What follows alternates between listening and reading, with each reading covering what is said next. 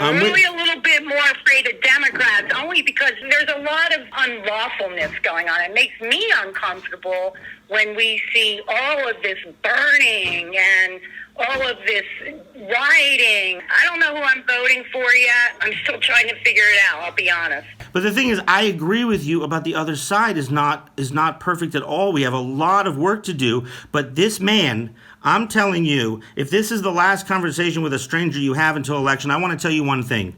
Hey, I'm Jake. I'm a producer for Benjamin Dixon. And actually, I had quite a few things I was going to tell that woman. So this is a phone banking phone call, and normally I just try to help people figure out where to vote, how to vote, but this woman was totally on the fence and basically invited me to try to convince her not to vote for Trump, so that's what I did. I hope this video will inspire you to get on the phone and phone bank, because you never know who you're going to inspire.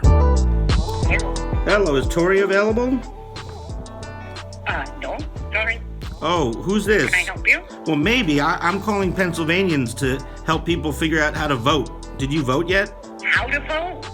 Well, What do you mean, how to vote? Well, I mean, there's multiple ways to vote, and some people, need help, and they need to get inspired to go and do it, and, get registered. Yeah, I'm not too sure. I'm still on the fence with all that. If you're on the fence, can I ask you something? A lot of rhetoric going on, and it's pretty sad in my opinion. Yeah. Well, let me just ask you. Why don't you just tell me your...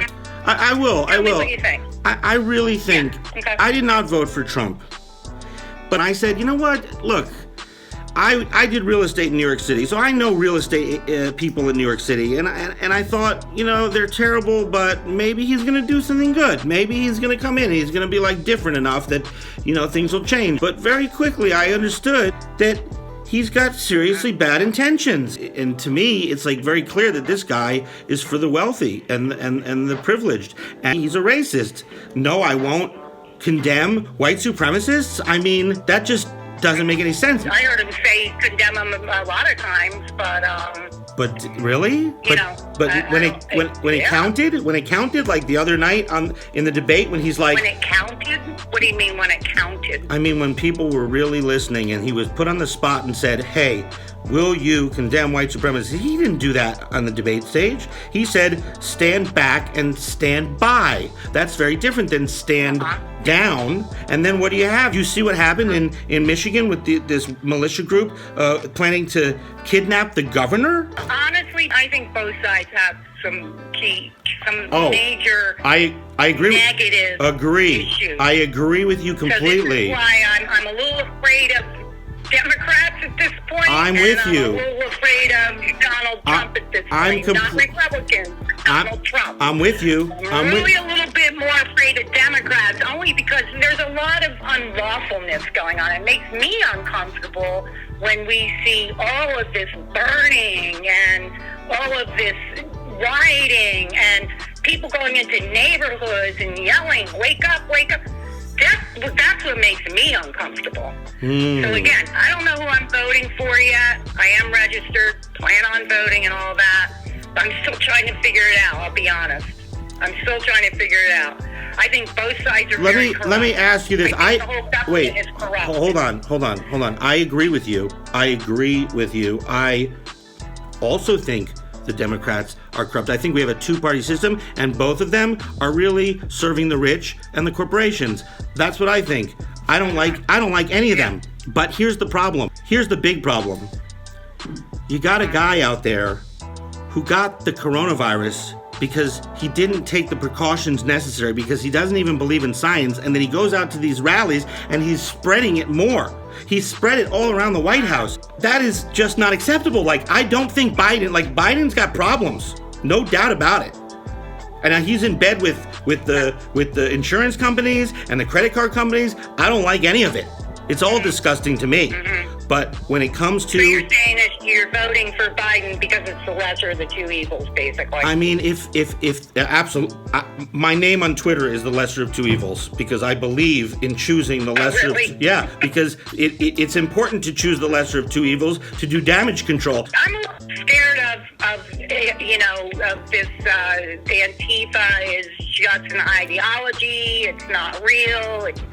I just feel like, I'm trying to figure it out. I understand. I'm not here to preach to you, listen, I'm with you. It's good for me me to talk to somebody that has that view, because it's just like, all right, well, then let me give him my view and my concern. There's so much burning and looting. I mean, I just can't seem to get my head out of that. Have you seen any of that in Pennsylvania? Rioting? Yeah. No. Anything in your neighborhood, anywhere near you? No. So I was blown away because here she was telling me her main concern is the Antifa riots that she's never seen.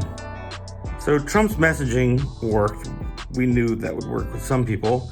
Nonetheless, she was still interested in talking with me all about how she shouldn't vote for Trump and why.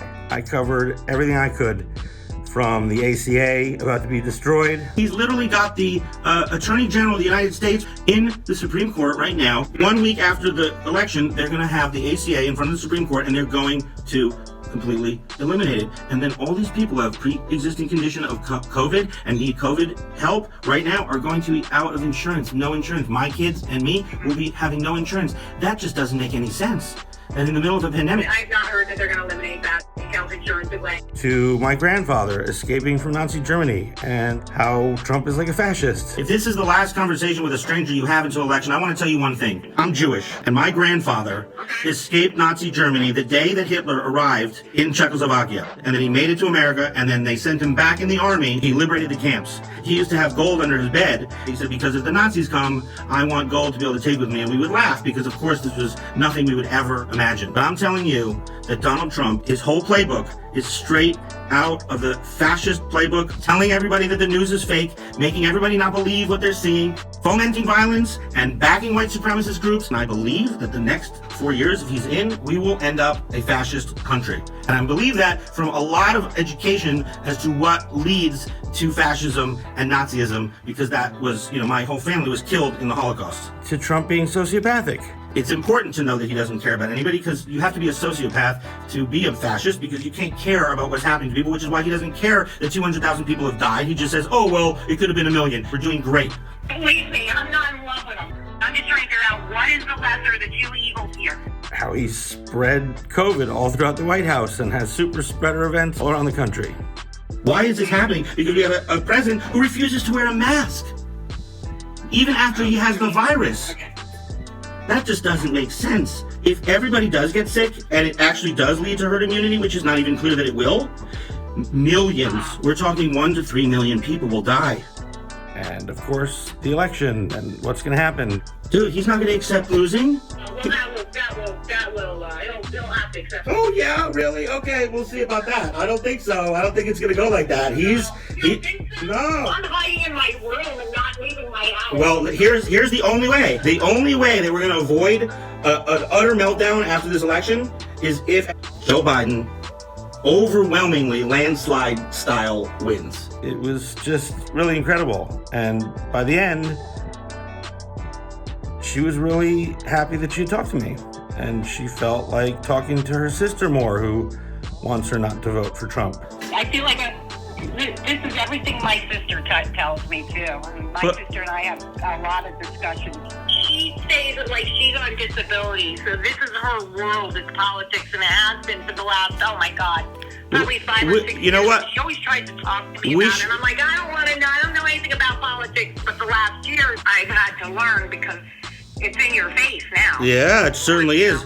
Yeah, when 200,000 people are dying. Now you can't even hide your head in the sand anymore. No, you cannot. So why don't we should get on a 3-way with me and your sister together. We could maybe get you. Oh my God, she would probably love you. I would love it. Well, tell her, love you. give her my number, and we can strategize between the two of us how to get you or come around. No, I won't do that. It was a really powerful experience because I felt like maybe I really did have an influence. Maybe this woman really will consider voting for Biden. So I hope that's true. Either way, it was inspiring for me, and certainly she got something out of it. I'm glad for the phone call. It kind of not enlightened me, but say enlightened you. Say it. Word I want to use. You can use enlightened. That's fine. We'll take enlightened. Okay, enlighten me a bit. A little bit. You know, I'm glad to hear it. I'm glad that everybody can talk, and it's good that you're making these phone calls. I'm still on the fence. I'm trying to figure it out, but I have to do more talking to her and do some research as to what you said, because I didn't know that. I didn't know a couple of things, so I appreciate listening to people's points so that I can kind of wrap my head around it and figure it out. And let's all just say a really good prayer tonight. I don't know if you're religious or what you are. I can certainly say a prayer. Yeah, I think we all need to say a prayer that, there's peace and care and love in our country, because it's, we are the greatest country in the world. I don't care what anybody says. So I hope it continues that way. Let's just all pray. Would you like to pray with me now? Sure. Oh Lord, let us win this election. Please give every vote your protection. Make Don disappear so we can all cheer for Joe in all his imperfection.